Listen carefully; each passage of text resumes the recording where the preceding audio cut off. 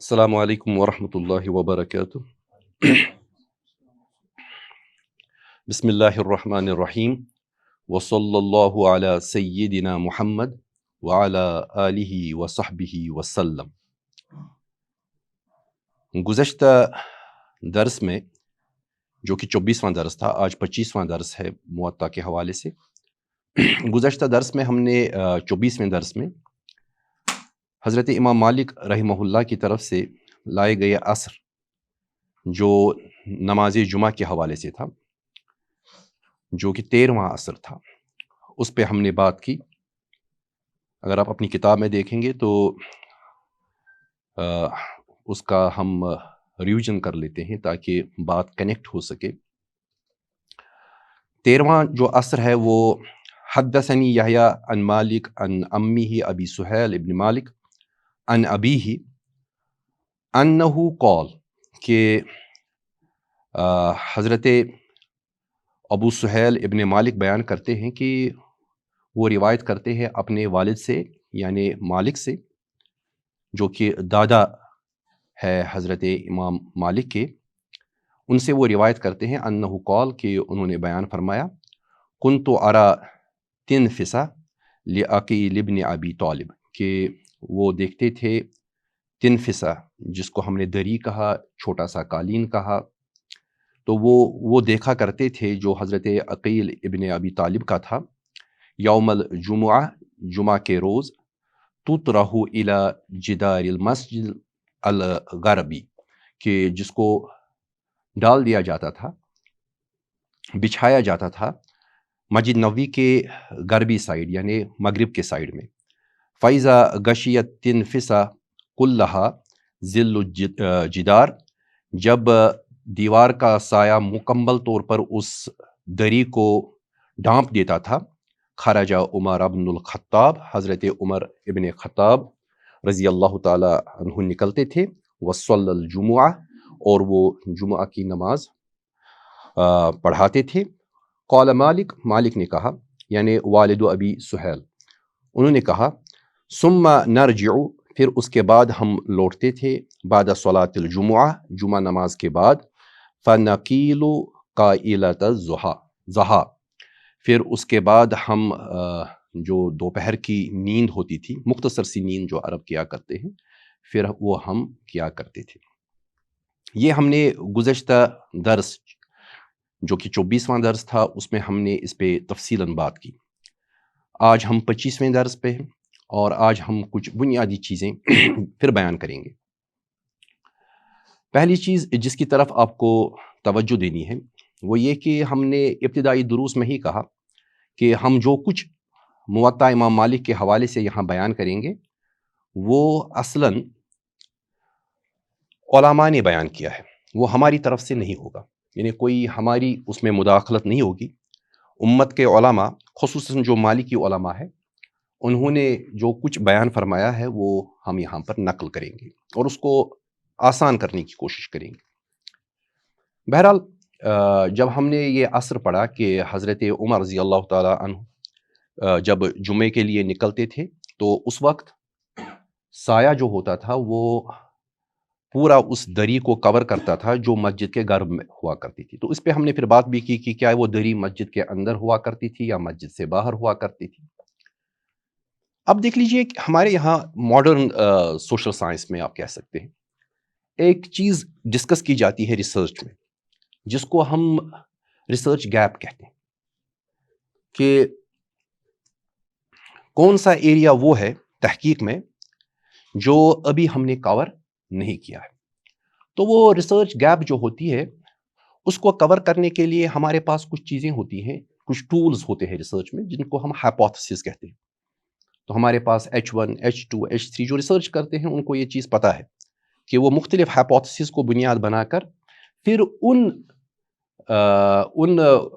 یہ جو مخفی گوشے ہوتے ہیں علم کے اس بڑے سمندر میں، تو ان کو وہ دریافت کرنے کی کوشش کرتے ہیں۔ بہرحال یہ طریقہ آج جب ہم دیکھتے ہیں تو ہمیں لگتا ہے کہ شاید مغرب کی یہ دین ہے، جبکہ ہمارے یہاں علماء ابتدائی ایام سے ہی، جب سے یہ اسلامی تہذیب قائم ہوئی ہے، تب سے ہی ان پہ وہ کام کیا کرتے تھے۔ اور آپ دیکھ لیجئے کہ ہمارے یہاں جو کتابیں ہیں ان میں اس چیز کا خیال رکھا گیا ہے۔ میں دیکھ رہا تھا کہ یہ جو ہمارے بڑے عالم ہیں ابو الولید الباجی، یہ مالکی ہیں اور اندلسی بھی ہے، یعنی اندلس میں ہی ان کی ساری جو ان کی تگ و دو ہے، علمی تگ و دو، وہ وہیں پر ہے۔ 474 ہجری میں ان کا انتقال ہے، 474۔ اور ان کا جو کام ہے موطا پہ، وہ شرح کا ہے، المنتقا۔ اب جو کام انہوں نے موطا پہ کیا ہے المنتقا کے نام سے، یہ امام مالک کے جو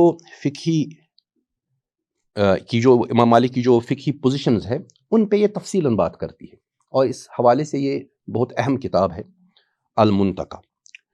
تو اس اثر پہ میں دیکھ رہا تھا کہ حضرت ابو الولید الباجی رحمہ اللہ، انہوں نے کس طرح سے اس اثر کو لیا ہے۔ تو میں نے ایک طویل ان کی بحث ہے اس اثر پہ، جو میں پوری تو یہاں نہیں اس پہ بحث تو نہیں ہو سکتی، لیکن اس میں سے کچھ منتخب جو جملے ہیں یا کچھ منتخب ڈسکشنز جو ہیں ان پہ ہم بات کریں گے، تاکہ بات ہمارے سامنے زیادہ واضح ہو جائے اور ہم یہ سمجھ پائیں کہ کس طرح علماء چیزوں کو ڈیل کرتے تھے اور کس طرح سے وہ ریسرچ گیپس کو دیکھا کرتے تھے کہ اس میں یہ پہلو ہے جو ابھی حتمی طور پر جس کے بارے میں ہم کچھ نہیں جانتے، یا اس میں ایک دوسرا پہلو ہے جس کے بارے میں شاید ہم نے غلط سمجھا ہے۔ تو یہ جو پورا کال جو میں نے آپ کے سامنے رکھا، یہ 13واں کال جو ہے، حضرت ابو سہیل ابن مالک اپنے والد صاحب سے بیان کرتے ہیں، اور وہ کال جو ہے وہ عقیل ابن ابی طالب کے حوالے سے ہے، ان کی جو دری ہے اس کے حوالے سے۔ تو حضرت باجی رحمہ اللہ لکھتے ہیں کہ یہ جو قول مالک ہے کہ تنفسہ کے بارے میں، جو عقیل ابن ابی طالب کی تھی، جمعہ کے دن اس کو بچھایا جاتا ہے، اس کے بارے میں وہ کہتے ہیں کہ وَالتَّنَافِسُ هِيَ الْبُسْطُ كُلُّهَا، کہ تنافس جو ہے یہ تمام قسم کے قالین ہے، واحدتها، اس کا واحد جو ہے وہ تنفسہ ہے، جیسا کہ ہم نے اس کو سمجھا۔ اب اس کے بعد وہ کچھ ڈسکشنز کرتے ہیں، پھر اس کے بعد کہتے ہیں وَأَرْضُ التِّنْفِسَةِ الغالب منها وَإِلَّا قَصُرَ مِنْ جِنْسِهَا ذِرَاعًا، جو بہت ہی اہم ہے کہ تنفسہ جو ہے، اس کی جو چوڑائی ہے، اس کی جو وڈتھ ہے، اور جو غالب اس میں جو تنفسہ ہوا کرتے ہیں ان کی جو اکثر کی جو چوڑائی ہوتی ہے وہ ذراعان، ہم نے اس سے پہلے بھی پڑھا کہ کیوبٹ، ذراع کو کیوبٹ کہتے ہیں، ذراعان 2 کیوبٹس، یعنی یہاں سے لے کر یہاں تک، ایلبو سے لے کر اس انگلی تک، تو اسی کا ڈبل ایک تنفسہ ہوتا ہے جو اس کی چوڑائی ہوتی ہے۔ چوڑائی بالکل یہی ہے، یعنی اتنی زیادہ بھی نہیں۔ تو اس کے بعد وہ کہتے ہیں کہ اس تنفسہ کو بچھایا جاتا تھا تاکہ عقیل ابن ابی طالب جو ہیں وہ اس پر بیٹھیں جمعہ کے دن، اور اس پر وہ جمعہ کی نماز جو ہے وہ ادا کریں۔ تو یہ جمعہ کی نماز جو ہے وہ اس پر وہ ادا کریں، اور احتمال یہ ہے کہ ان کا سجدہ جو ہوگا وہ ان کنکریوں پر ہوگا جو اس تنفسہ سے باہر ہوں گے، کیونکہ یہ پورا ان کو کور نہیں کرے گی۔ مرد جب سجدہ کرتا ہے تو وہ مکمل پھیلا کے سجدہ کرتا ہے، اور اس کا جلوس جو ہوگا، یعنی اس کا بیٹھنا اور اس کا قیام جو ہوگا وہ تنفسہ پر ہوگا۔ یعنی یہ چھوٹی سی قالین جو بچھائی جاتی ہے، اب آپ اس کو جائے نماز بھی کہہ سکتے ہیں، تو یہ جو جائے نماز ہے تو یہ اصل میں اتنی ہی ہے کہ جس پہ حضرت عقیل جو ہے وہ ایک تو وہ بیٹھ سکتے ہیں، دوسرا وہ اس پہ کھڑے ہو سکتے ہیں، لیکن ان کا سجدہ جو ہے وہ اس سے باہر ہوگا، زمین پر ہوگا۔ اب اس کے بعد وہ ایک ڈسکشن شروع کرتے ہیں اور کہتے ہیں کہ وَقَدْ رُوِيَ فِي الْعُتْبِيَّةِ عَنْ مالک، حضرت امام مالک سے ہی عتبیہ میں ایک روایت ہے کہ انہوں نے دیکھا عبداللہ ابن حسن کو جب وہ بوڑھے ہو چکے تھے، تو انہوں نے دیکھا کہ وہ مسجد میں 3 فضا پر نماز پڑھتے تھے اور اس پہ کھڑے ہوتے تھے اور سجدہ کرتے تھے اور دونوں ہاتھ ان کنکریوں پہ رکھا کرتے تھے جو اس سے باہر ہے. یعنی اتنی وڈت بھی نہیں تھی کہ اس پہ رکھیں یا اتنی چوڑائی نہیں تھی کہ اس پہ رکھیں، بلکہ ان سے باہر رکھا کرتے تھے. تو اس کا معنی یہ ہے کہ سجدہ جو ہے وہ حضرت امام مالک کے یہاں قالین پر کرنا وہ مکروہ ہے. تو اب دیکھ لیجئے کہ کہاں سے بات کہاں لے گئے ہمارے امام الباجی، کہ یہ جو تنافس ہے، جو جمع ہے تنفسہ کی، اس پہ سجدہ کرنا امام مالک کے یہاں وہ مکروہ ہے. اور اسی طرح سے ہر اس چیز پر سجدہ کرنا جو صفت اصلی سے زمین کو ہٹا دے، یعنی کوئی بھی چیز بچھانا وہ ان کے یہاں مکروہ ہے، اس کی کراہت بیان کی گئی ہے، سوائے اس وقت آپ اس پہ سجدہ کر سکتے ہیں جب ضرورت ہو. وہ ضرورت 2 ہی صورتوں میں ہو سکتی ہے، یا تو زمین زیادہ ٹھنڈی ہوگی یا زمین زیادہ گرم ہوگی، کیونکہ عرب میں تو زمین گرم بھی ہوتی ہے. ایون اگر آپ دلی وغیرہ جائیں گے تو وہاں بھی آپ دیکھیں گے کہ جمعہ کے روز سجدہ کرنا بہت مشکل ہوتا ہے. تو یہ ایک بحث یہاں سے نکل آئی ہے. اور پھر اس کے بعد انہوں نے دوسرا ایریا اس میں کھولا ہے حضرت امام باجی نے، وَهَذَا الْجِدَارُ. اب یہ دیوار جو ہے جس پہ ہمارے فیصل صاحب نے ڈسکشن کی تھی گزشتہ درس کے بعد، انہوں نے بات کی تھی اس پہ، وَهَذَا الْجِدَارُ وَإِنْ كَانَ غَرْبِيًّا فَلَيْسَ بِحَقِيقَةِ الْغَرْبِ. اگرچہ وہ مسجد کے مغرب میں ہی ہے لیکن وہ حقیقی طور پر پورا غرب نہیں ہے. کیوں؟ وہ کہتے ہیں لِأَنَّ قبلۃ مسجد النبی صلی اللہ علیہ وسلم، کہ مسجد نبوی صلی اللہ علیہ وسلم کا جو قبلہ ہے، لیست الی وسط الجنوب، وہ جنوب کے بیچوں بیچ نہیں ہے. تو بات جو ہو رہی تھی کہ دیوار جو غرب میں ہے وہ بھی مکمل غرب میں نہیں ہے. کیوں؟ کیونکہ مسجد کا جو قبلہ ہے وہ جنوب کے بیچ میں نہیں ہے، کیونکہ ہم نے گزشتہ درس میں بات کی کہ مسجد نبوی کا جو قبلہ تھا وہ جنوب کی طرف تھا. تو وہ کہتے ہیں کہ وہ بھی جنوب کے بیچ میں نہیں ہے. وَإِنْحِرَافُهَا إِلَى الْمَشْرِقِ كَثِيرٌ. تو اس کا انحراف ہے، یعنی وہ تھوڑا مڑا ہوا ہے مشرق کی طرف بہت زیادہ. یعنی جو جنوب اور مشرق اس کے بیچ میں ہے، جس کو آپ ساؤتھ ایسٹ کہہ سکتے ہیں، جنوب اور مشرق کے بیچ میں ہے. فَجِدَارُهُ الْغَرْبِيُّ الَّذِي يَكُونُ لَهُ ظِلٌ قَبْلَ الزَّوَالِ. پس یہ جو غربی جدار ہے اس کا ظل ہو سکتا ہے، اس کا سایہ ہو سکتا ہے زوال سے پہلے.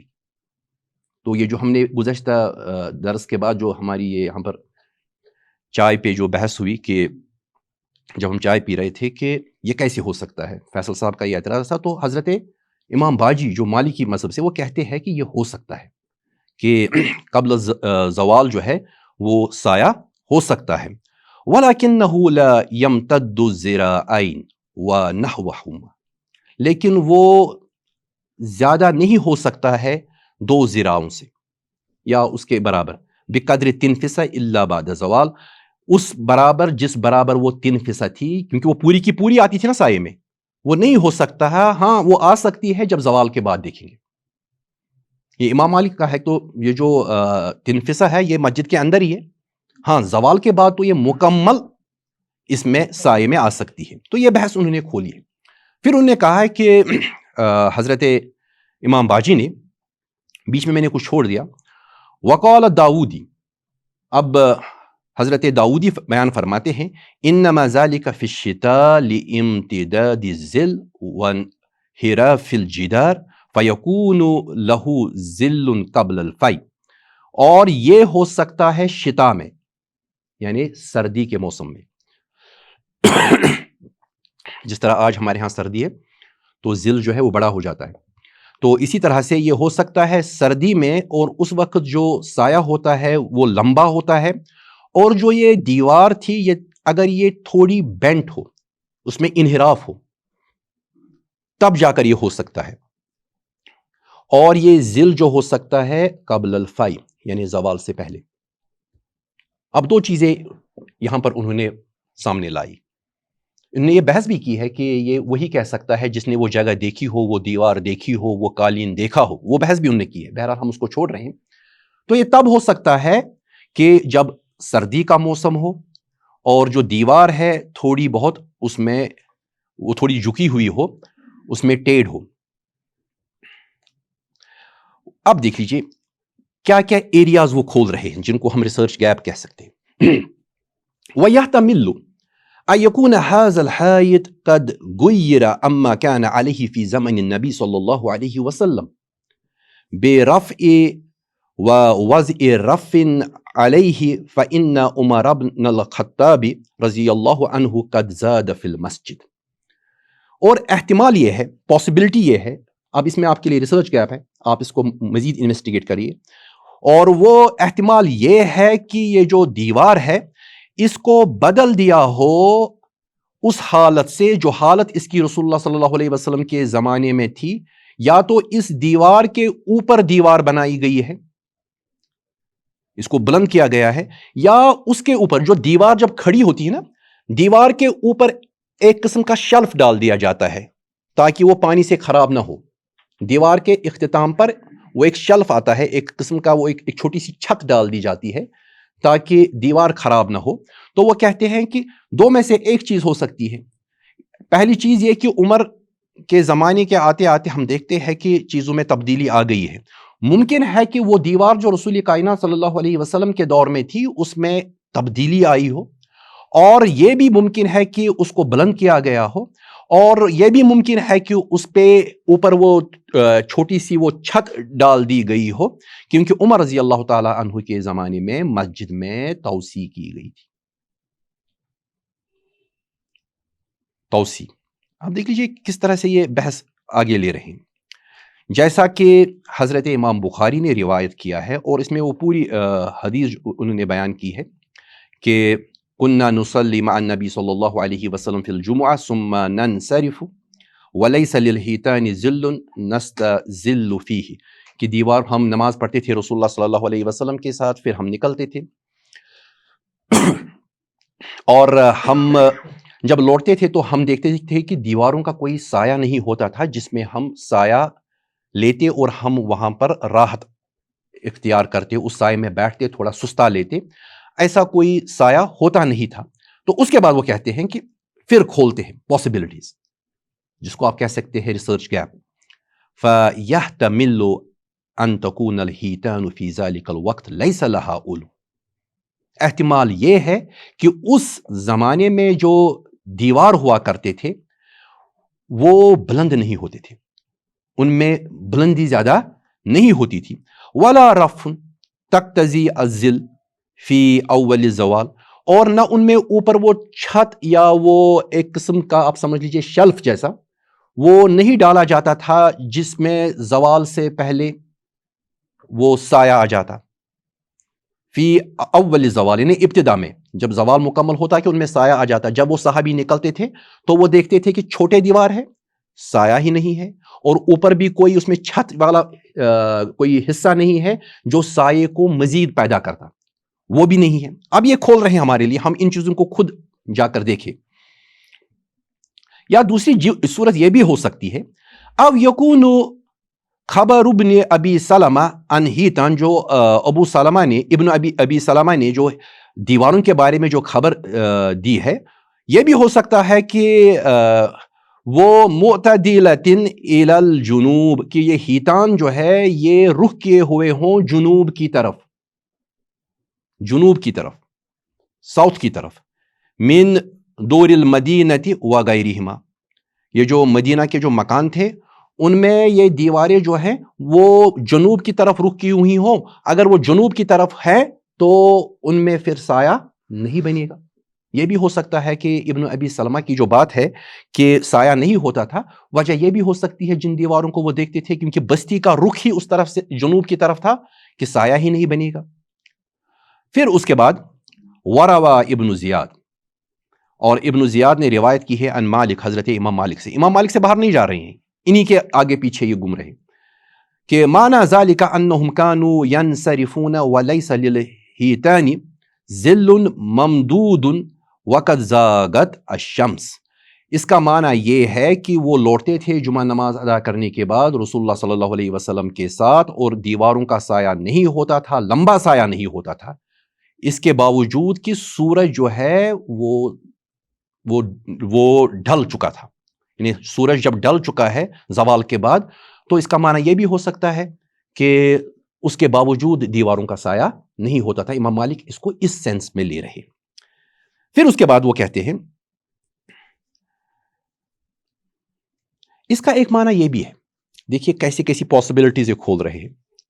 وَقَوْلُهُ فَإِذَا غَشِيَ تِنْفِسَ، یہ قول ہے کہ جب تنفسہ جو ہے، دری جو ہے، اس کو پورا ڈھانپ دیا دیوار کے سائے نے، کلہا ذل جدار کی دیوار کے سائے نے مکمل اس کو ڈھل دیا، خرج عمر ابن الخطاب، نکلے حضرت عمر ابن خطاب، فصلی الجمعہ، اور پھر انہوں نے نماز جمعہ پڑھایا. تو اس کا یہ معنی ہو سکتا ہے کہ اس کا یہ ایک معنی یہ ہو سکتا ہے کہ یہ پوری کی پوری جو دھری تھی، اس کو ان سائے نے اپنے اندر نہیں ڈھکا تھا. ممکن ہے کہ اس کا بعض حصہ یا بعض سے زیادہ حصہ ڈھکا ہو، جس کو راوی نے بتایا کہ پوری کی پوری دری جو ہے وہ اس میں آ گئی تھی. یہ مختلف احتمالات ہے جو حضرت الباجی رحمہ اللہ کھول رہے ہیں. اب اس کے بعد دیکھ لیجئے وہ ایک اور چیز بیان کر رہے ہیں، اور وہ یہ کہ ایک مسئلہ انہوں نے اس میں ضمن لیا ہے. وہ یہ کہ مسجد میں اگر آپ جائے نماز بچھائیں تو مسجد میں جائے نماز بچھانا جائز ہے، اس میں کوئی مسئلہ نہیں ہے. لیکن دو چیزوں کی طرف انہوں نے اس میں اشارہ کیا ہے، اور یہ بہت ہی اہم ہے آج کے دور کے حوالے سے. کہ ایک تو وہ یہ کہتے ہیں کہ علماء کا اس پہ اعتراض ہے کہ مسجد میں موٹے گدھے، یعنی جو میٹرسز ہوتے ہیں نا، موٹے گدھے، یہ بچھا کر اس پہ بیٹھا جائے. دوسرا وہ بیان کرتے ہیں کہ مسجد میں کشنز، تکیے لگا کر ان پر ٹیک لگا کر بیٹھا جائے. تو ان پہ انہوں نے اعتراض کیا ہے ان دو چیزوں پہ، اور کہا کہ یہ مکروہ ہے. کیوں کہا یہ مکروہ ہے؟ کہا کہ اس میں وہ تواضع نہیں رہتی جو تواضع مسجد میں ہونی چاہیے. یعنی وہ مسجد میں انسان کے اندر ایک تواضع پیدا کرنا چاہتے ہیں، اور مسجد میں تواضع تب پیدا ہوتی ہے جب انسان زمین پر بیٹھے. ہاں، جہاں کوئی مسئلہ ہے کہ بیٹھنے میں کوئی مسئلہ ہے، صحت کا مسئلہ ہے، تو ایسی صورتوں میں تو ہر ایک اس کی اجازت دیتا ہے. لیکن جہاں مسئلہ نہیں ہے، صرف اس لیے کہ میں بڑھا ہوں، میری ایک عزت ہے، وقار ہے، تو اس وقار کو میں مسجد میں بھی قائم رکھنا چاہتا ہوں، اس کے بارے میں پھر حضرت امام باجی رحمہ اللہ نے کہا کہ اس میں کراہت ہے، اس کو پسند نہیں کیا جاتا ہے. اور آخر میں کہا واللہ عالم، کہ اللہ تعالیٰ بہتر جانتا ہے. پھر وہ کہتے ہیں کہ یہ جو کہا گیا ہے کہ ثم نرجع فنقیل قائل ضحا، کہ پھر ہم لوٹتے تھے اور پھر ہم وہ قائلولہ کیا کرتے تھے، تو اس کی تفسیر میں، اس کی تشریح میں انہوں نے کہا کہ یہ سنت ہے کہ جمعہ نماز جلد پڑھی جائے، اور اس کو بالکل جلدی پڑھا جائے اول وقت میں، کیونکہ جتنی تعجیل ہوگی اتنا لوگوں کے لیے راحت ہوگی، اور لوگ جلدی سے اپنے گھروں کو آ سکتے ہیں اور پھر وہ قائلولہ بھی کر سکتے ہیں. تو اس کا یہ مطلب نہیں ہے کہ اس کو صبح طلوع آفتاب پر ہی. یہ حضرت امام باجی کا اس میں اپنی آرا ہے جو انہوں نے آپ کے سامنے رکھی ہے. اب یہاں پر کچھ لوگوں نے ایک اور ڈسکشن یہاں پر شروع کی ہے جو آپ کی کتاب میں بھی دی گئی ہے، اور وہ یہ ہے کہ لفظ استعمال ہوا ہے لفظ الضحا، ضاد پہ زبر کے ساتھ اور پھر الف ممدودہ. تو اس سے علماء نے استدلال کیا ہے کہ اصل میں جو ابو سہل کے والد ہے وہ کہنا چاہتے ہیں کہ ثم نرجع، پھر ہم لوٹتے تھے، بعد صلاۃ الجمعہ، جمعہ نماز کے بعد، فنقیل قائلۃ ضحا، ضاد پہ زبر اور ہا الف ممدودہ.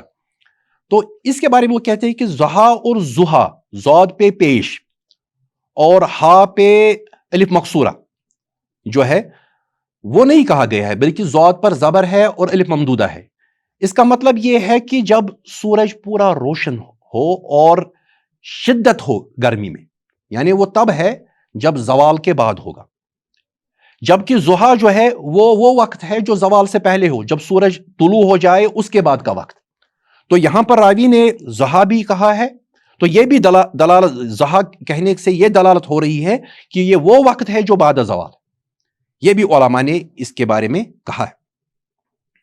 بہرحال اس کا اول وقت جو امام باجی نے کہا ہے وہ وہی ہے کہ زوال آفتاب کے بعد اس کو شروع کیا جائے، اور آخری وقت وہ کہتے ہیں کہ صلاۃ عصر تک ہے، اور صلاۃ عصر جو ہے جب سایہ ایک مثل ہو امام مالک کے یہاں۔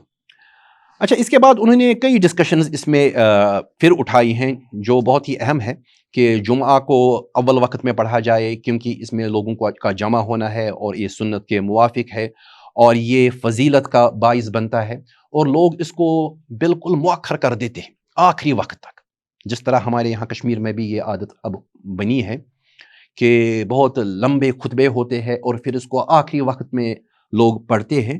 تو امام باجی رحمہ اللہ کہتے ہیں کہ یہ اس جمعہ کو پھر اپنی فضیلت سے ہٹا دیتا ہے، جو اس کی اپنی فضیلت ہے کہ اول وقت میں پڑھا جائے اور لوگ اس میں جمع ہوں اور لوگوں کے لیے آسانی پیدا کرنا، کیونکہ وہ جلدی آئیں اور جلدی گھروں کو واپس جائیں، اور پھر وہ قیلولہ بھی کرے، کھانا بھی کھائے، تو یہ سب چیزیں زیر نظر رکھی جائے تاکہ وہ آرام سے کھانا بھی کھا سکیں۔ تو یہ یہاں پر اس کی طرف یہ اشارہ کر رہے ہیں۔ اب ہم آ رہے ہیں اس باب کے دوسرے اثر کی طرف، اور وہ بہت ہی اہم ہے ہمارے لیے۔ تو یہ امام باجی کا میں نے اس لیے تذکرہ کیا کیونکہ گزشتہ درس میں مجھے لگا کہ کچھ تشنیگی رہ گئی تھی، تو وہ چیزیں امام باجی نے لکیلی لی تھی، تو میں نے ان چیزوں کو یہاں پر آپ کے سامنے رکھا۔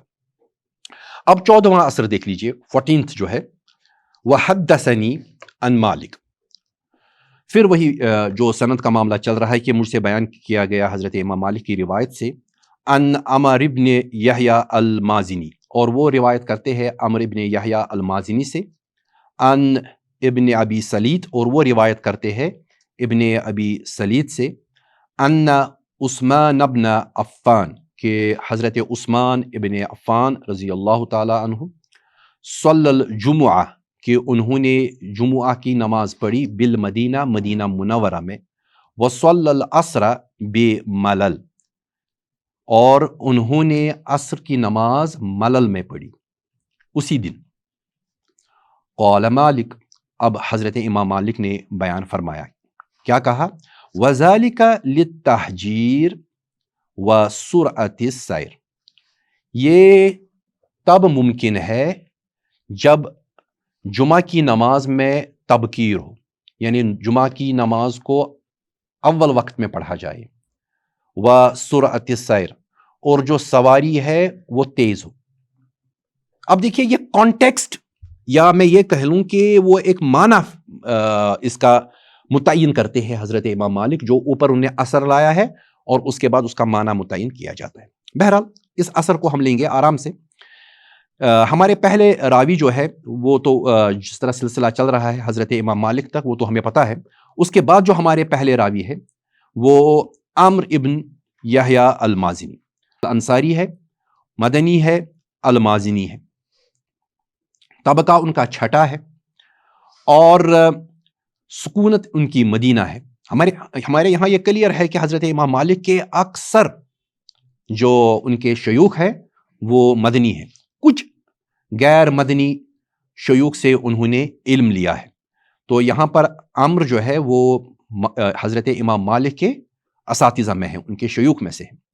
سکونت ان کی مدینہ ہے اور وفات ان کی 130 ہے۔ تو امام مالک جو ہے ان کی پیدائش 93 ہے اور ان کی وفات جو ہے 179۔ تو 130 جب ان کی وفات ہے تو ثابت ہے کہ یہ ان کے استاد ہے، ملاقات بھی ہے۔ اور حضرت ابن حجر العسقلانی نے ان پہ جو حکم لگایا ہے وہ ثقہ ہے، کہ یہ ثقہ راوی ہے۔ پھر اس کے بعد جو ان کے استاد ہے وہ ہے ابن ابی سلیط۔ ابن ابی سلیط کا نام عبداللہ ہے، اور عبداللہ ابن ابی سلیط، اور وہ انصاری ہے۔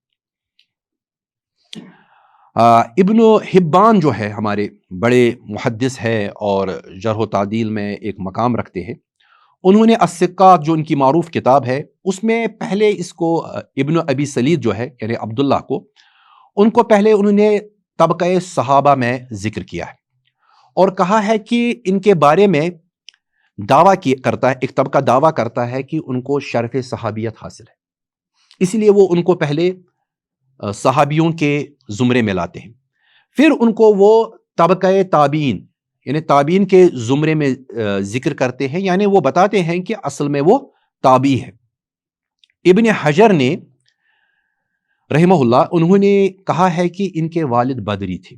اگر آپ الاصابہ دیکھیں گے تو الاصابہ میں یہ چیز ملے گی آپ کو کہ حضرت ابن حجر کی معروف کتاب، وہ صحابہ روات جو ہے ان کے بارے میں، تو اس میں انہوں نے بیان کیا ہے کہ ابن ابی سلیط جو ہے ان کے والد جو ہیں وہ بدری تھے۔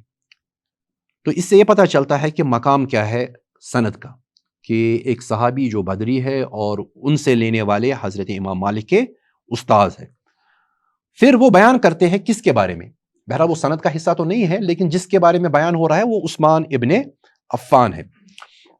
ان کا تذکرہ بھی کریں گے کیونکہ اس سے ہم سیرت صحابہ سے بھی آہستہ آہستہ مانوس ہوتے رہتے ہیں۔ حضرت عثمان ابن عفان جو ہے، نام عثمان ہے، کنیت ان کی ابو عمر القرشی الاموی المدنی، یہ اموی ہے، قریش سے تعلق رکھتے ہیں اور ساتھ میں یہ اموی ہے، اموی قبیلے سے ان کا تعلق ہے۔ تو آج کے دور میں تو کافی ہنگامہ کیا جاتا ہے جب کہیں اموی کا نام آ جائے تو چیزوں کو بہت ہی کھینچا جاتا ہے۔ بہرحال یہ صحیح نہیں ہے، امت جس نہج پر ابتدا سے ہے اسی نہج پہ رہنا چاہیے اور وہی طریقہ صحیح ہے۔ حضرت عثمان ابن عفان، اس میں ایک چیز یہاں پر عرض کروں کہ گزشتہ 4-5 سال سے میں دیکھ رہا ہوں کہ ایک ٹرنڈ چلی ہے کشمیر میں کہ مساجد کا نام عثمان رکھا جا رہا ہے، مسجد عثمان، اچھی ٹرنڈ ہے مسجد عثمان کے نام سے مساجد کو ان کو نام دینا، اور یہ بتا رہا ہے کہ مسلمانوں کے دلوں میں حضرت عثمان کی فضیلت، اہمیت اور ان کی قدر و قیمت کتنی ہے کہ ایک اچھی ٹرنڈ چلی ہے۔ بہرحال جب تک مساجد کا نام تعصب سے پاک ہو، کسی قسم کی مسلکی عصبیت یا کسی قسم کا تنظیمی جمود نہ ہو، تب تک مساجد کو نام دینا اس میں کوئی مسئلہ نہیں ہے، آپ نام دے سکتے ہیں۔ ہاں، نام دے کر اس کو دوسرے مسلمانوں کے لیے بند کرنا وہ صحیح نہیں ہے۔ بہرحال عثمان کا نام زیادہ استعمال ہو رہا ہے کشمیر میں آج کل، تو بہت اچھی چیز ہے۔ شہرت ان کی جو ہے وہ ذوالنورین کہ رسول اللہ صلی اللہ علیہ وسلم کی 2 بیٹیاں ایک کے بعد دوسری ان کے نکاح میں آئی۔ طبقہ حضرت ابن حجر العسقلانی کے یہاں ان کا پہلا ہے، اور پیدائش ان کی 47 قبل ہجری۔ تو اس سے یہ پتہ چلتا ہے کہ ان کی ایج جو تھی ہجرت سے پہلے وہ 47 تھی، 47، اور سکونت ان کی دونوں جگہ ہے، مکہ بھی ہے مدینہ بھی ہے۔ خلافت ان کی جو شروع ہوئی وہ 23 ہجری میں، کیونکہ ہمارے تیسرے خلیفہ ہیں، اللہ تعالیٰ ان کے درجات بلند فرمائے، تو 23 ہجری میں ان کی خلافت شروع ہوئی، اور ان کی شہادت ایک مظلوم شہید جو ہے وہ 35 ہجری میں ان کی شہادت مدینہ میں ہوئی، اور بقیع میں دفن ہے۔ جب بھی زائرین حجاج وغیرہ جاتے ہیں تو وہ دیکھتے ہیں کہ ان کی قبر جو ہے وہ آج بھی بالکل واضح ہے، اور اس کے ارد گرد وہ ایک چکور، ایک چھوٹی سی ایک بالشت کے برابر وہ دیوار لگائی گئی ہے، چھوٹی سی، تاکہ وضاحت ہو کہ یہ حضرت عثمان رضی اللہ تعالیٰ عنہ کا مقبرہ ہے۔ حکم جو ان پہ لگایا ہے ابن حجر العسقلانی نے وہ بہت ہی خوبصورت ہے، امیر المومنین، اس میں کوئی شک نہیں، امیر المومنین، ذوالنورین، ذوالنورین جو ہم نے عرض کی، احد السابقین الاولین، سابقون الاولون جن کا تذکرہ ہم نے صحابہ کے زمرے میں کیا تھا ان میں سے ایک ہے۔ السابقون الاولون جو قرآن نے تذکرہ کیا ہے صحابہ کے بارے میں، ان میں سے یہ ایک ہے، یعنی احد السابقین الاولین والخلفاء الاربعہ، 4 خلفاء میں سے ایک ہے، والعشرہ المبشرہ، اور وہ 10 جن کے بارے میں رسول اللہ صلی اللہ علیہ وسلم نے کہا کہ یہ جنتی ہے، یعنی دنیا میں ہی ان کو کہا گیا کہ یہ جنتی ہے، ان میں سے بھی ایک ہے، 10 میں سے ایک ہے۔ تو اتنا بڑا درجہ، یہ حکم لگایا ہے حضرت حضرت ابن حجر الاسقلانی نے، حکم کیا، فضیلت بیان کی، تو مزید کہنے کی ضرورت نہیں ہے۔ اب دیکھ لیجئے اس میں ایک لفظ آ رہا ہے، وہ جگہ کا نام ہے، وہ ہے ملل، یہ وزن ہے جمل کا، تو اس سے یاد رہے گا جمل کے وزن پہ ملل ہے۔ یہ مدینہ سے 22 یا 17 میل، کچھ کتابوں میں نے دیکھا کہ 22 میل لکھا ہے، کچھ کتابوں میں 17 میل لکھا ہے کی دوری پر جب آپ مکہ کی طرف جاتے ہیں تو بیچ میں یہ مقام آتا ہے، 22 میل یا 17 میل۔ اور اگر آپ 22 میل لیں گے تو آج کے جو پیمانے ہیں اس کے مطابق وہ 53 کلومیٹر، 53 کلومیٹر بنتا ہے۔ تو اب دیکھ لیجئے کہ یہ جو اثر بتا رہا ہے کہ حضرت عثمان نے جمعہ پڑھا مدینہ میں اور اس کے بعد عصر پڑھی ملل میں، اس کا مطلب یہ ہے کہ اگر انہوں نے اول وقت میں جمعہ پڑھا تھا، جمعہ اول وقت میں، پھر سواری اتنی تیز تھی جو حضرت امام مالک نے کہا کہ یہ سواری پہ منحصر کرتا ہے، اول وقت میں نماز، پھر سواری یہ اتنی تیز تھی کہ تقریباً 53 کلومیٹرز انہوں نے عصر نماز تک مکمل کی۔ اور عصر نماز ان کے بارے میں ہمیں پتا ہے کہ وہ 1 مثل تک لیتے، تو عصر نماز انہوں نے پھر ملل کے مقام پہ پڑھی، جو ہمیں بتاتا ہے کہ اس دور میں، حضرت عثمان کے دور میں، جمعہ میں جلدی کی جاتی تھی، جمعہ کی نماز جو ہے وہ جلدی پڑھی جاتی تھی۔ اب ایک اور چیز، ایک اور ڈسکشن اس میں ہے جو میں یہاں پر لینا چاہوں گا، جو اس کے ضمن میں ہے، وہ یہ کہ حضرت امام بخاری نے 2349ویں حدیث لائی ہے، اور وہ حدیث یہ ہے کہ ان سہل بن سعد، حضرت سہل بن سعد رضی اللہ تعالی عنہ سے روایت ہے، انہ قال، وہ بیان کرتے ہیں، ایک لمبا ایک بیان ہے جو انہوں نے دیا ہے، میں اس کو مختصراً یہاں پر عرض کرنا چاہوں گا کہ وہ کہتے تھے کہ جمعہ کے دن ہم بہت خوش ہوتے تھے۔ کیوں جمعہ کے دن وہ خوش ہوتے تھے؟ کیونکہ ایک خاتون تھی مدینہ میں جس کے کھیت میں چوگندر ہوا کرتا تھا، اور وہ خود جاتی تھی اور چوگندر نکال کے اس کی کوئی ڈش بناتی تھی، کوئی پکوان بناتی تھی، اور پھر وہ اصحاب رسول کو وہ کھلاتی تھی، اور وہ بھی جمعہ نماز کے بعد۔ اس پورے عصر کے، اپنے اس پورے بیان کے آخر میں سہل ابن سعد نے ایک جملہ کہا، اور وہ جملہ ہے وَمَا كُنَّا نَتَغَدَّى وَلَا نَقِيلُ إِلَّا بَعْدَ الْجُمُعَةِ، کہ میں لفظ یہی استعمال کروں گا جو حضرت سہل نے استعمال کیا ہے، کہ ہم گدا نہیں کرتے تھے سوائے، اور نہ ہم قیلولہ کرتے تھے سوائے جمعہ نماز کے بعد، یعنی جب ہم پہلے نماز پڑھتے تھے پھر اس کے بعد ہم گدا کرتے تھے۔ گدا مطلب 2 طبقے ہیں، جو قبل الزوال جمعہ کے قائل ہے وہ کہتے ہیں کہ اس کا مطلب ہے ناشتہ، کیونکہ گدا کے لیے ناشتے کا ترجمہ بھی ہوتا ہے، یعنی طعام الصبح یا طعام الصباح۔ اور جو لوگ جمعہ کو بعد زوال پڑھنے کے قائل ہیں وہ کہتے ہیں کہ اس کا مطلب ہے دوپہر کا کھانا، طعام الظہر، ظہر کا کھانا، جس کو آپ ظہرانہ کہتے ہیں۔ اب دیکھیے ایک ہی روایت ہے، لفظ ہے نتغدا، اور 2 معنی میں ہے، دونوں معنی لیے جاتے ہیں۔ جو لوگ بعد زوال کے قائل ہے وہ کہتے ہیں کہ اگر انسان نے صبح کچھ نہیں کھایا ہے اور وہ دوپہر کا کھانا کھائے تو اس کے لیے بھی ہم نتغدا یعنی گدا کا لفظ استعمال کرتے ہیں۔ اور جو لوگ قبل الزوال کے قائل ہیں وہ کہتے ہیں کہ نہیں، اصل میں غدا جو ہے وہ اس زمانے میں خاص تھا صبح کے کھانے کو، یعنی یہ جو جمعہ کا وقت ہے یہ اصل میں ارلی ہے، جب سورج 1 یا 2 نیزے بلند ہو، جس طرح عید کا مسئلہ ہے، جیسا کہ میں نے گزشتہ درس میں کہا۔ بہرحال یہ ایک ڈسکشن اس میں چلی ہے، اور امام بخاری نے دوسری حدیث بیان کی تھی جو ہم نے گزشتہ درس میں بھی بیان کی، کہ حضرت انس ابن مالک رضی اللہ تعالیٰ عنہ نے بیان کیا کہ ان النبی صلی اللہ علیہ وسلم کان یصلی الجمعہ، کہ نبی صلی اللہ علیہ وسلم نماز جمعہ پڑھا کرتے تھے حین تمیل الشمس، جب سورج ڈھل جاتا تھا. یعنی اب یہ بحث آتی ہے کہ آپ کیسے کہہ سکتے ہیں کہ نتغدا جو ہے اس کا معنی ہے بریک فاسٹ، ناشتہ. کیوں؟ کیونکہ جب رسول اللہ صلی اللہ علیہ وسلم کی نماز کا تذکرہ آیا اور وہ انس کہہ رہے ہیں کہ انس ابن مالک کہ ان نبی صلی اللہ علیہ وسلم کان یصلی الجمعہ، نبی صلی اللہ علیہ وسلم جمعہ نماز پڑھتے تھے تو لوگ بھی ساتھ میں پڑھتے تھے جب سورج ڈل جاتا تھا.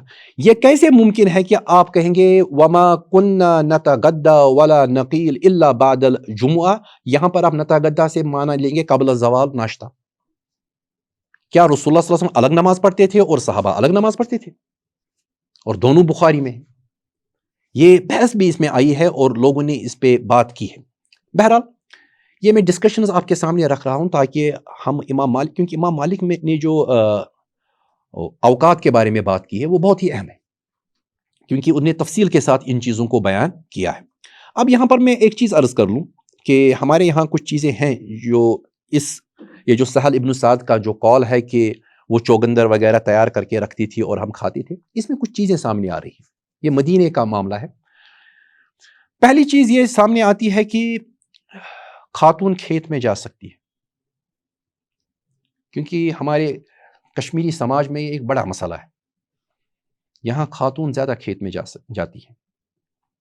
اور جو کشمیر انڈر دی سلطانز جو کتاب ہے اس میں محب الحسن نے اس پہ بات بھی کی ہے کہ یہ حضرت شاہ ہمدان سے ہی یہ سلسلہ یہاں چلا ہے کہ خواتین جو ہے وہ کھیتوں میں جاتی. ان سے پہلے بھی ہوگا، کیونکہ جب ہمارے جو جد تھے جب وہ مسلمان نہیں تھے تو اس وقت بھی وہ کھیتی کیا کرتے ہوں گے، تو اس وقت بھی وہ کھیت میں جاتی تھی. لیکن اسلام کے بعد پردے کے معاملات ہیں، تو اسلام پردے کی وجہ سے خواتین کو کئی قسم کے کاموں سے روکتا ہے.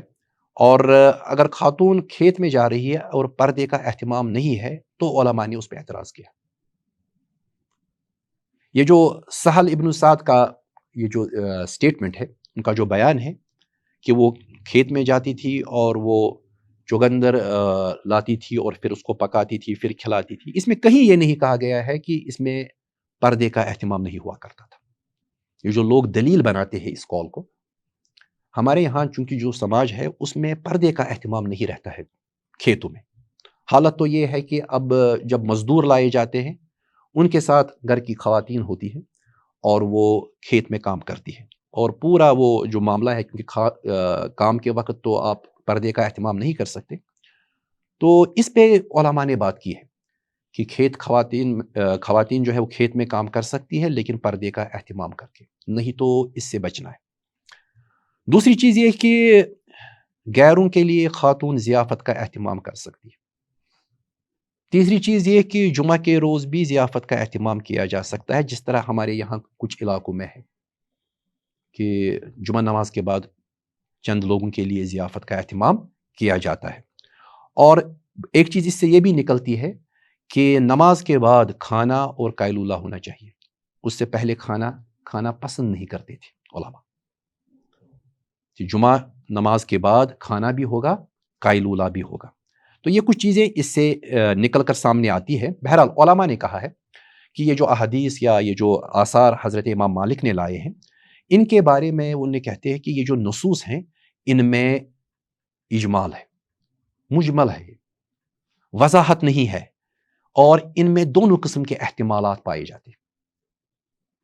تو احتمالات اس میں ہے جس وجہ سے یہ چیز واضح نہیں ہو رہی ہے کہ کیا یہ قبل الزوال ہے یا بعد الزوال. اگرچہ جمہور اس طرف ہے کہ بعد الزوال ہی پڑھا جائے گا، ظہر کا وقت وہ جمعہ کا وقت ہے، اور اکثر علماء کی رائے اسی طرف گئی ہے. لیکن حنابلہ، برصغیر کے اہل حدیث اور کچھ ظاہری علماء جو ہے ان کی رائے کچھ مختلف ہے. جو ہم نے کہا کہ وہ قبل الزوال کی، خود میں نے مسجد نبوی میں وہاں پر جو علماء ہوتے ہیں نماز کے بعد اور وہ فتویٰ وغیرہ دیتے ہیں، تو میں نے ان سے پوچھا کہ زوال کے حوالے سے آپ کی کیا رائے ہے؟ تو انہوں نے مجھ سے پہلے پوچھا کہ وہ کون ہے جو کشمیر میں زوال سے پہلے نماز پڑھنے کے قائل؟ میں نے کہا کہ اہل سنت والجماعت میں سے ہیں، تو کہا کہ جائز ہے۔ تو خود میں نے مسجد نبوی میں جب یہ پوچھا تو انہیں پہلے وضاحت چاہیے کہ وہ کون ہے جو اس کے قائل ہے۔ میں نے کہا اہل سنت، کیونکہ ان کو اگر آپ اہل الحدیث کہیں گے پھر کشمیری اہل حدیث تو شاید وہ سمجھ نہیں پائیں گے، تو اس لیے میں نے وضاحت کے ساتھ کہا کہ اہل سنت والجماعت میں سے۔ تو انہوں نے کہا کہ پھر تو جائز ہے۔ تو کہنے کا مطلب یہ ہے کہ علماء کہتے ہیں کہ یہ ساری نصوص جو ہیں یہ مجمل ہے، وضاحت نہیں ہوتی، اور اس میں احتمالات قائم رہتے ہیں۔ جس طرح میں نے بیان کیا کہ خود حضرت امام باجی نے رحمہ اللہ انہوں نے احتمالات بیان کیے کہ یہ بھی ہو سکتا ہے، یہ بھی ہو سکتا ہے، دیوار کی ہائٹ جو ہے وہ بدل گئی ہے، دیوار ٹیڑھی ہو، یہ بھی ہو سکتا ہے کہ جو سائز ہے اس دری کا وہ اتنا ہو، یہ بھی ہو سکتا ہے کہ وہ دیکھا جائے گا اس وقت کے وہ دیواروں کی جو سمت تھی، ڈائریکشن، وہ شمال کی طرف، جنوب کی طرف ہو۔ تو یہ سب احتمالات جب کھڑے ہوتے ہیں تو آپ کسی حتمی نتیجے پر نہیں پہنچتے، اگرچہ جمہور جو ہے وہ ایک طرف ہے۔ اچھا، یہ بھی ایک چیز ہے کہ محض جمہور کا ایک طرف ہونا یہ بات میں وزن تو پیدا کرتا ہے، لیکن یہ کیٹیگوریکلی یہ نہیں بتاتا کہ بس یہی رائے فائنل ہے۔ اب علماء کی بہرحال ان کا قد ہے اور وہ علم کے خزانے ہیں، تو وہ بات کر سکتے ہیں، ہم انہی سے نقل کر رہے ہیں۔ تو علماء نے کہا ہے کہ یہی وجہ ہے کہ جب یہ احتمالات حضرت امام مالک سمجھ گئے کہ اس نص میں احتمالات ہے، فائنل اس پہ آپ کوئی الٹیمیٹ نتیجہ نہیں نکال پاتے، تو انہوں نے کہا، اب یہ راوی لکھ رہا ہے قال مالک کہ امام مالک نے کہا، تو امام مالک نے کیا کہا؟ وَذَلِكَ لِلتَّحْجِيرِ وَالسُّرْعَةِ السَّيْرِ۔ یہ تب ممکن ہے کہ حضرت عثمان مدینہ میں جمعہ پڑھے اور پھر ملل میں وہ عصر پڑھے، یہ تب ممکن ہے جب تبکیر ہو، یعنی اول وقت میں آپ جمعہ ادا کریں، اور پھر آپ کی سواری اتنی تیز ہونی چاہیے کہ نہیں تو یہ ممکن ہے کہ پھر قبل زوال سے نکلے گا۔ اگر یہ دو احتمالات ہم ڈسکس نہ کریں تو پھر چانسز یہ ہے کہ 53 کلومیٹرز جو ہے وہ تب طے ہو سکتے ہیں جب آپ زوال سے پہلے جمعہ پڑھیں، تو پھر اس کے بعد آپ ملل میں عصر کو پڑھیں گے، اور وہ بھی ایک مثل تک۔ تو یہ ڈسکشنز جب آپ کے سامنے آتے ہیں تو آپ کی یہ جو سوچنے کی جو صلاحیت ہے وہ کھل جاتی ہے، بڑھ جاتی ہے، اور آپ نص کو کس طرح سے دیکھتے ہیں۔ تو شاید اس بحث سے آپ کو کئی زاویے سامنے آئے ہوں گے آپ کے آنکھوں کے سامنے، جو آپ نے شاید پہلے نہیں سوچے تھے، کیونکہ جب ہم ظاہری طور پر نص کو دیکھتے ہیں تو ہم کسی نتیجے پہ پہنچنے کی کوشش کرتے ہیں، جبکہ حقیقت وہ نہیں ہے۔ نتیجے کی طرف جمپ نہیں کرنا چاہیے، بلکہ دیکھنا چاہیے کہ علماء نے، متقدمین نے کس طرح سے نصوص پہ بات کی ہے، اور یہ بات سمجھ لیجئے کہ حضرت امام مالک رحمہ اللہ نے اس معنی کو باندھنے کی کوشش کی ہے، اور وہ ان کی ایک لائن ہے، وہ ان کا فتویٰ بھی ہو سکتا ہے، وہ ان کی تشریح بھی ہے کہ وَذَلِكَ لِلتَّحْجِيرِ وَالسُّرْعَةِ السَّيْرِ۔ یہ بات کو، یہ معنی کو باندھنے کا ایک طریقہ ہوتا ہے جو حضرت امام مالک جیسے قداور عالم، امت کے محسن، انہوں نے یہ جملہ کہہ کر اس اثر کو کس معنی میں وہ لیتے تھے، ان کے زمانے میں کس معنی میں لیا جاتا تھا، اس کو متعین کیا۔ بات کو اسی پہ مکمل کریں گے۔ وآخر دعوانا ان الحمد للہ رب العالمین، والسلام علیکم ورحمۃ اللہ وبرکاتہ۔